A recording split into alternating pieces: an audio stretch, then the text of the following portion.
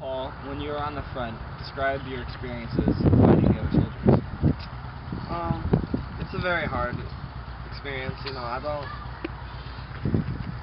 there's really no way to describe it, the real horror of being in war, actually.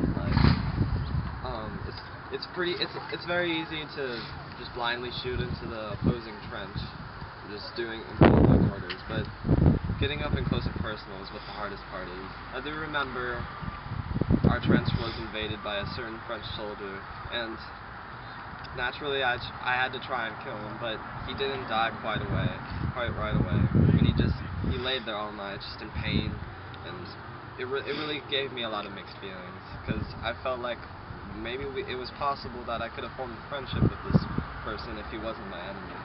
I even had thoughts of helping him. I made a couple efforts to, but in the end it was just another part of the war. So, Paul, how are your feelings toward the death of your close friend, Kermit?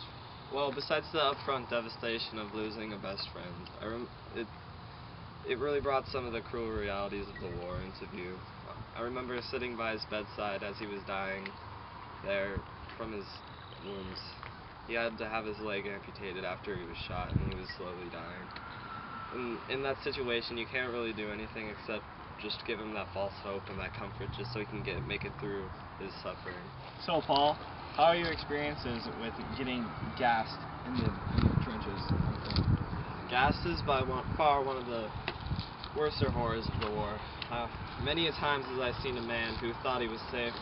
I mean, they give us gas masks and they work most of the time, but you can never tell if it's, just airtight enough. It's that very thin, line you have to walk of the constant mental battle of, is it airtight? Is it, has it cleared out of the trenches yet? It collects in the bottom and you can't see it, and that's where it's the worst. You have to get above ground, and it puts you at risk for more fire by artillery and gunshots. It's an effective weapon of war, but it's one of the most gruesome deaths you can die. They fill the hospitals with people just lying there suffering for days on end, just slowly coughing up burnt, bloody pieces of their own lungs, blood coming out of every orifice. Oh God. Oh God. I'm here with Kat. So Kat, how was life in the barracks with all the rations and shortages? Well, it was really difficult on the barracks, because oftentimes the rations were much shorter than any man really ever needed. Like, only for certain days would we actually get the food that we needed. Oftentimes we had to slowly eat true bread and save it over days and periods. But I have the ability to where I can go and I search out for food for my fellow soldiers.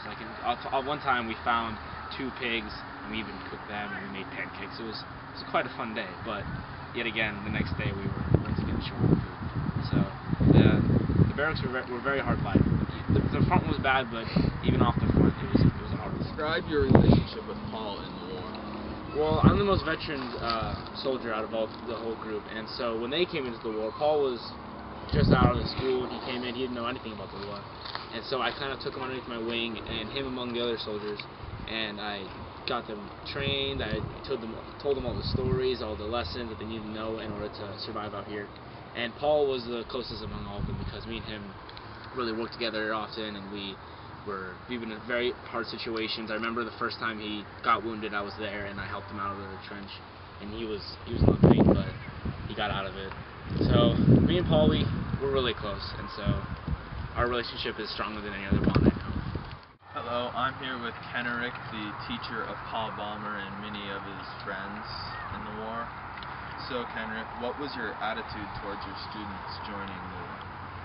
Well, when my students joined the war, I was so proud of them. I knew all along that they needed to join the war, and that they are the Iron Youth, and they were going to defend the fatherland, and we needed them just as much as they need us.